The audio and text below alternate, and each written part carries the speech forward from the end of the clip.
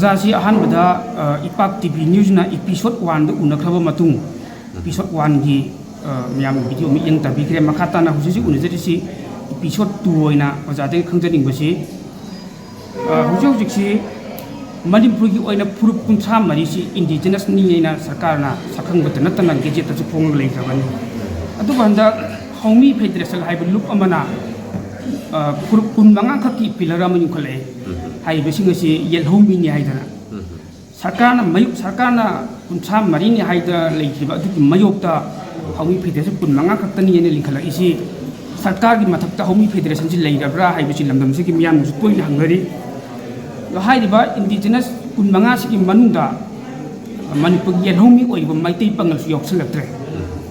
हिरमसिकी मतंगदा लमदमसिकी मियामना हाइरिबा indigenous pillar से अफोंग मिन उब सैतानी हाइबा फो हाइनब यावरे मसित नतना हाइरिबा पिलर से इंडिजिनस पिलर नते कम्युनल पिलर नि हाइना फोबा लमदमसिकी मियाम ngangnari हिरमसिकी मतंगदा ओजागी मैतैदगी मैतै पंगल अमोय मफम खितंग थंबियो जाना मसी यामना लाइबक थीबनी मसिगुम्बा अखोइगी मरम चादबा हाइबा तारेको मथोंग हुक्तबा थौदोकसे अखोइ मणिपुरदा मरकता हेक हेक बीजेपी लेंगाक्सिना 2017 दा लाखपदगी अदुम थोक्तुना लाखि इंडिया की मफम कयादा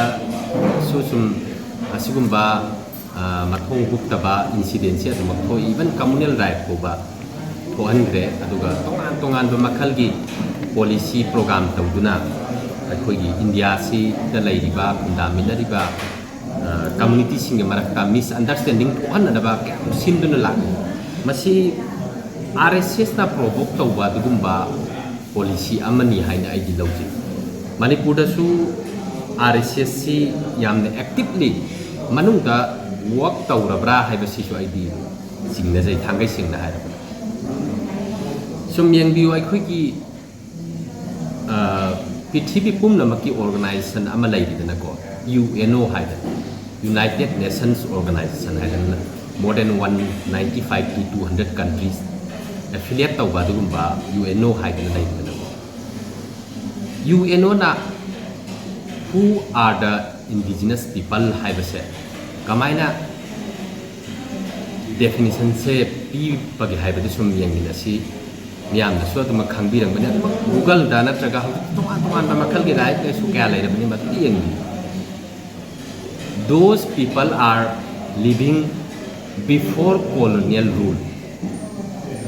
and those people are having unique identities, unique cultures, unique language. They are called indigenous people hide. Haibadi UNO haibasiki mathakta atopa organization amahu leitre. Prithibi pumnamakna yaraba prithibi da khwaidagi chawba organization se UNO ne makhoina kari hai indigenous people haibasi colonial rule gi mamangda laaga leiraba natraga khundaduna leiraba aduga makhoi gi tonganba identity leiba tara tonganba culture leiba tara tonganba tradition leiba tara tonganba lon leiba tara gadi makhoi do indigenous people ni haiden hairi chumain hairiba wasibu akhoi gi manipur da leiba mi ahum mari mangana punsillaga semba CSO amana हाइबदुनि Hena सुंगद्रा नत्रगा UNO ना HYBE वासना सुंगदा से अखोइ खंदमिनि से balm Manipur खुंदारिबा Pongal Meitei Pongal से अखोइ नि ngangi ba loan इमा loan Manipuri loan Meitei loan सिदगी हेनबा अतोप करम loan लैबा के मणिपुर खुंदारिबा पांगल हाइरिबा जाति से अतोप पृथ्वीगी मफम करम बद लैबा के होय हिस्टोरिकली येंगबा मतमदा मणिपुर दा हाइरिबा पांगल से करम ना होरखि हाइबा मतमदा 1606 दा मणिपुर दा लाखि हाइना ताकबिरी 1606 दगी हौरगा खुंदा लैतारक पसिना मणिपुर की अवा नुंगाई पुनक्सर यादुन लाखलबा 1819 to 1826 फावबा थोखिबा 7 years devastation हाइबदी सही तरे खुंताकपदा नंगलक्तबा अदुगा 1891 एंग्लो मणिपुर वार दा सरुक यारखबा अदुगा 1904 नुपी लान अहानबा अमसुंग 1939 नुपी लान अनिसुबा असिगुम्बा थेंखांग कयागी अवाबदा सरुक यारखबा अवा नुंगाई पुनमक थेंगनरखबा अदुदा नतना पृथ्वीगी अतोपा मफम अमतदा लैतबा अदुगुम्बा पांगल सिंगजिबु इंडिजिनस पीपल नत्ते हायरकपा तारगदी स्वाइददी ngसाइगी मणिपुर थोकिबा communal conflict communal riot Meitei उकी सिनाव सिंगी असिगुम्बा थाउतुक अमा मणिपुर दा मैतै अमदी पांगल सिंगी मरक्ता थोहन्ननबा RSS ना प्रोवोक तौरबरा हाइबसे आइदी सिंगनदबा ngamde aduna maram oirakanda akhoi Manipur दा खुंदामिनरिबा सिल इनाव पुनमकना खंदामिनगदबदी अखोई की इथक्ता लू हाइबा अमा लैरी अखोई बु ngak senanaba सरकार अमा लैरी सरकार ना हाइबदु इंद्रगा सरकार ना हाइबदु चनद्रगा CSO सिंग सुम लैंगाखोगी मौंग CSO सिंगना लू पाइबगी मौंग अमा तौरपसे मसी लैबाक कांगुं साइरे मपु पानदे हाइबदुगा चप मानै अखोई की इनर लाइन परमिट की गैजेट नोटिफिकेशन अमा थोखी मदुदैदा 1961 दा बेजियर ओइरगा ILP से कना कना दे इशू तौगदबगे हाइबदुदसु अदम मयक सिंगना पनखब 1961 की मतुंग दा लाकपसिंगदुगिदी मोइगिदी तोंगानग्रे 1961 की ममांग दा लैरमबदु फावबा मणिपुर की सिटीजन नि हाइदना फावबे रिकॉग्नाइज तौरी अदुगा सही चामरी की ममांग दा लाक्तुना लैखबा लमदम सिदा बु अबा लमदम सिदा चावरबा लमदम सिगी कल्चर इन्वायरमेंट पुनमक एब्जॉर्ब तौदुना यावरबा पृथ्वी की अतोपा मफम अमतदा फंगद्रबा अदुगुम्बा जाति सिबु अदुगुम्बा खुनाई सिबु इंडिजिनस पीपल नते मितोपनी मणिपुर दा लैबा जस्ट सिटीजन अमखक्ता ओइबगी वानी हाइदना हाइरकपा तारगदी मसी यामना लाइबक थिबनी अदुगा मतुंग तारकददी यारबा मखे मसिगुम्बा स्टेटमेंट अमदी मसिगुम्बा थावोंगसी सत थाबिगनु हाइबसी आहाकी साइटगी अपील नि अदुगा हाइरिबा पिलर से अथुबा मतमदा मियाम यानरगा लौथोखरगा यानबा मौंग अमदा कम्युनिटी की लीडर सिंसे पुन्ना फामिनरगा थमजि हाइरा थमिनबा नत्रगना थमदबना हेना फै हौजिकी सिचुएशन सिदा सिगुम्बा अखोइगी जाति नि अखोइगी इंडिजिनस पीपल नि अखोइगी स्टेट सिगी मी नि नत्ते हाइदनी एना बतारगदी हेना मणिपुर से इरांग थोक्तुना अमदी मणिपुर से तंगदु लैतादबा वारिंग मथक्सदगी अमु हेना वाबा ओइगद्रा हाइना सिंगनजे अदुना मसिगुम्बा टॉपिक सिगी मतांगदा वारी साबसिसु आइदी मतम खरा पामजदे थगचरी सोशल मीडिया हाइबसी अजा नियम चुमना सिनरगदी मसिदगी कानबा कया लौबा याय होय अदु नियम लाना सिनरगदी सोशल मीडिया सि लाइबा पथोक ओइबा अचौबा क्राइम के हरुनबगी मरम मसु ओइरिमि सेंग लाना सिनरगदी अदु मसिगी सरुक अमु ओइना लमदम सिगी इंखलइबा नहा दि थम्बु थमख्रो तोंगानबा CSO लीडर सिंगना तो मीना मसक नाइबा मियोइनेना मीना लौरबा मियोइ खरना सोशल मीडिया दा कम्युनिटी अमना कम्युनिटी अमबो यामना थमोइ सोकदो मोंगदा हुन्नबगी पोस्ट कया टेक्स्ट कया अपलोड तौब थेंगनै मसिन मरम ओइरगा नुसी चाना लेमिनरिबा फुट मसेल गे मार्कता थारुम तौनबा कयुम्बा तोंगान वखलोलमा लाक्तबसु नते हिरमसिगी मतांगदा जागी माइकेदिगी वफम खितंग थम्बियु मयामदा अपील तो होय थैंक यू अखोइगी साइंस एंड टेक्नोलॉजी से मसिगी मेरिट डिमेरिट अदमक लै सामना अखोइना नोंमई से खांगेदनको नोंमई टॉप बॉम्ब नत्रगे एनी काइंड ऑफ वेपन से मसी सारिबसी थांगै सिंगना मसा मसागे प्रोटेक्शन नत्रगे सिक्योरिटी की मी बुकी हल्लगा लैंगाक प याननबा अमदी शांति थंबा याननबा खाना सैनबा खामदोकनबा अदुगी दमक साबा अदुना साइंस एंड टेक्नोलॉजी सी नाकल अमरोंदा मसिना लाना सिजिनबा तारगदी नोंमैना मी हातली बोम न मी हातली अदुगा तोंगान तोंगान बो विपन कया सिने मी हातले अदुमाइना सोशल मीडिया सी नाकल अमरोंदा यामना कानबा सोशल मीडिया की कानबा से कयामुक यामना कानबा के हाइबा मतमदा हौजिकी मतमदा मियोइबा खुदिंगमक सरकार की थबक फंगबा हाइबसी मसी ओइथोक्ति अदुगा सोशल मीडिया सिना कदाई फोबा कानबा के हाइबा मतमदा मसा मसा के थबक फावबा पीबा ngамमे सोशल मीडिया पाइबीरिबा सिनाउसिंग अमदी अखोइ मिपुम खुदिंगमकना खांगनरबा वाफमनी मीडिया से चुमना सिजिनबा तारगदी तोंगान तोंगान बा अर्निंग वे दा ओइरो ई पाउ फाउदोक फाउजिन दा ओइरो नत्रगा लाइरिक तंबा दा ओइरो नत्रगा तोंगान तोंगान बा हिरम क्या दा कानबा पीरी अदुबु ngasai aina nongmai to bomda pair tawkiba dumaina haijakiba dumaina demerit bomda amuk yengba taragadi masina mi hakta som ngamugane mi som haki communal riot on beyari communal conflict amadi laibak ko kai biyana lai karigumba kanda masina laibak sigi unity sagatna ba i pau phaguk phawin tawba gyan tanata ba se gyan tanaba understanding laina ba du society amasu semba ngamni at the same time haiba social media sina aikhoi si na ba amaga amaga hatuk na ba communal riot on na ba du ba achokwa threat amasu lairi ba aduna aikhoina masi niyam chumna sijinaraga aikhoi gi hingbada kanaba piba hingbada nungai ni hingba ya ba dugumba method amani haina khanbiraga masi sijinaraga di aikhoi si yamna chawkhat pa yaba media gi mating lawraga social media gi internet gi mating lawraga aikhoina lairik tamba bu oiro sel tan ba bu oiro natraga any field da kanaba yamna chawna lawbe aduna social media simadi yamna chukna sijina ningi haujiki matam dadi social media sidagi hena effective ohenbe yaba lambi ama phawba leiki aduna social media sijina be now sing amadi especially youth singjina haujiki matam de gen z kaina haujik 1997 dagi na hauji phawba haibadi 2012 phawgi mamangda pokhiba youth singsibu gen z kaina hauji khangnari dana ko masina karigumba social media se chumna sijina ba taragadi achau ba revolution phoba porak pa yai ba achau ba kana ba lai ba semba natraga khunai ma saukhat pa haiba se social media ge khuthang de koina masi kana ba se lawba yai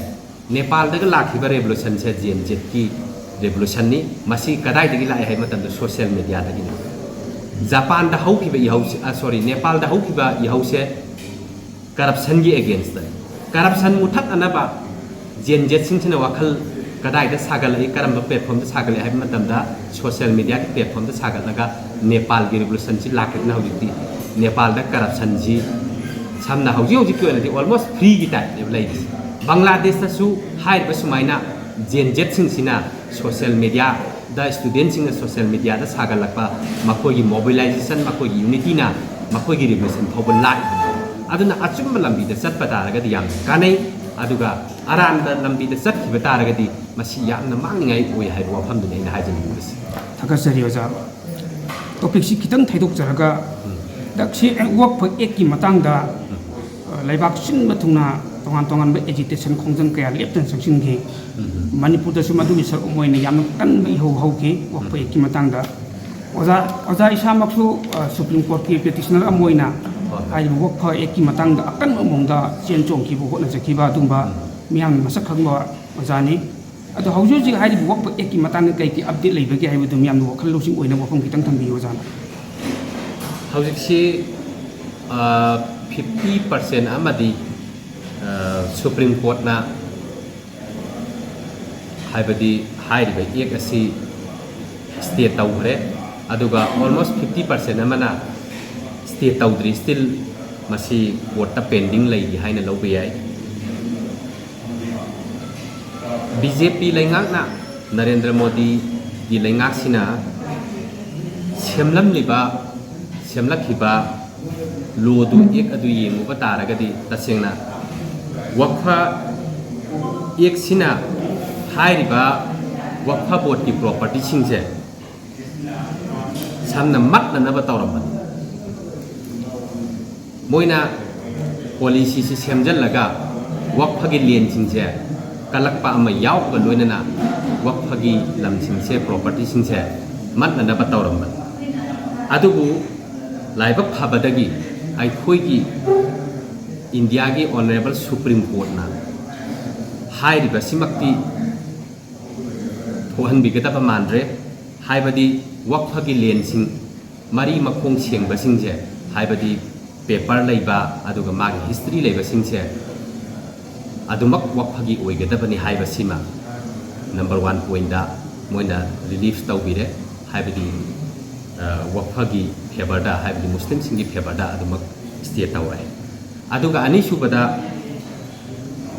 अखोगी register तौब लमसिंजे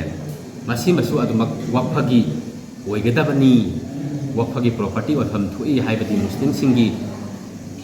ritual सिंगदा अमदी Muslim सिंगी तोंगान तोंगान बा religion की बु ओइरो नत्रगा welfare की दमकता सिजिनबा यारे हाइदना मसिमगा हाइरे अदु मतंग सिदा प्रॉब्लम अमा अमुक मखोइना क्रिएट तौरिबी करिनो हाइबा मतमदा अखोगी सेंट्रल कमिटी वफा सेंट्रल कमिटी दा मी कुनगा निथोय दुदैदा हाइबदी कमिटी मेंबर कुनिथोय लेगदबसे मासिदैदा मेंबर मरीना नन मुस्लिम यावगदबनी हाइदना हाइबा अदुगा स्टेट की कमिटी 13 लेगदबसिदना अमुका नन मुस्लिम अनि यावगदबनी हाइबा मासी सो तसेना प्रॉब्लम दी ओय मरमदी मासिदी धर्म का मारी लेनबा खक अमदी इन फेवर ऑफ माइनॉरिटी मुस्लिम सिंगी दमकता दा कथोकलबा अदुमा डेडिकेट तौरबा प्रॉपर्टी लेन नाक्तनेबा मासिदैदा नन मुस्लिम यावहलके हाइबसे मासी राइट टू इक्वालिटी हाइबदी आर्टिकल 14-15 दा डायरेक्टली चैलेंज तौबा सिंगनबा अदुगुंबा लोने हाइबदी हिंदू सिंगी नत्रगा अतोपा तोंगान तोंगान सिख की ओइरो क्रिश्चियन की ओइरो तोंगान तोंगान बोर्ड मैम लई for example Hindu board Ram मंदिर बोर्ड तिरुपति बोर्ड तोंगान तोंगान हिंदू की बोर्ड मैम लई हाइरिबा बोर्ड सिंगदुदा मुस्लिम सिंसी यावबा यागदा नत्रगा नन हिंदू यावबा यागद्रा मसिनेबा आइना इंडिया गवर्नमेंट दा अमदी नरेंद्र मोदी की लैंगाकपा बीजेपी गवर्नमेंट दा हंगनिबस मधु ओइथोकोए अदुगा मुस्लिम सिंगी बोर्ड सिदैदना नन मुस्लिम यावहलके हाइबा अदुगा मखोइगी अतोपा बोर्ड सिदना अतोपा धर्म यावबा यारोय हाइबसे तसेंगना राइट टू इक्वालिटी दो इंडियन कॉन्स्टिट्यूशन ना पीबा आर्टिकल 14-15 दो डायरेक्टली चैलेंज तौबने मधु सिंगनबने अदु मसी तसेंगना कोई याजनिंगदे मखा ताबा खोंजंग अमदी दरकार लेबा लूगी ओइबा बेटल हाइबा तारेको लांजंग अदु थेंगनजगनी मदुगिदमक्तसु अखोय वाखल थमजरी अदुगा कोमथोक सुप्रीम कोर्ट ना कोमथोक पिबा पॉइंट अमा हाइबा तारगदी अखोयगी चयेत नबा लमसे समना डिस्प्यूट ओइबा लेनसिंगसे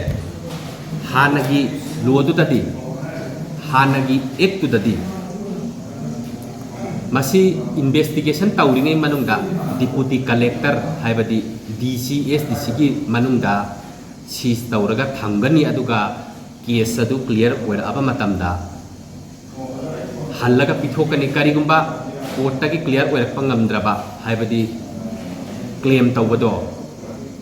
डॉक्यूमेंट्स हिस्ट्री फजना पोथोकपा ngamद्रगदी गवर्नमेंट की लेन ओइगनी हाइरमबने अदुबु सुप्रीम कोर्ट ना मदु रिलीफ दिबिरे सुप्रीम कोर्ट ना हौजी हाइरिबसी एनी डिस्प्यूट लेन से धर्म की लंबी द सिजिनबा पोट ओइबनिना अदु सिजिन हल्लो अदुगा इन्वेस्टिगेशन तौरगा हयेंग करिगुंबा प्रॉपर्टी दुगी मागे हिस्ट्री अमदी मागे डॉक्यूमेंट्स से सबचाना पुथोकपा ngamद्रबा मतमदा मदु कोर्ट ना डिसीजन लौगदबनी डिप्यूटी कलेक्टर दा SDC दा सिन्नबा यारोय हाइदना मसिमगा फैसला ताबिग्रे हाइबदी स्टेट तौबे मसिनि हौजी हौजी ओइरिबा वफगी एक्सिगा मरीनबा मागे कंडीशन से अदुबु पुलप हिल तौबदी ओइद्री करिगुंबा कांग्रेस लेंगाक लाकबदी हाइरिबा वफा एक्स है चटनरोय रिपील तौबनी लौथोकनी हाइदनसु राहुल गांधी जी अमदी तोंगान तोंगान बा कांग्रेस के लीडर कयानसु अदुबु हाइबिदुना लैदि हंदकमक्ता बिहार दा पांथोकिबा इलेक्शन सिदसु करिगुंबा महागठबंधन हाइबदी Congress alliance government RJD Congress सिना माइ पाक पतारगदी बिहार दा हाइरिबा एक असी चटनरोय हाइदनसु लाउथोखरबने अदुना कांग्रेस गवर्नमेंट लागदी हाइरिबा एक असी सुसोय सोयदन लौथोखिगनी हाइना थाजै थागतचरी जागी अचिनबा मतंबो इपाक टीवी न्यूज का खनन उनबकी तंजा अमा पीबीबकीदमक्ता हाइंगाइ लेतना जाबु थागत फोंदोकचरी थैंक यू।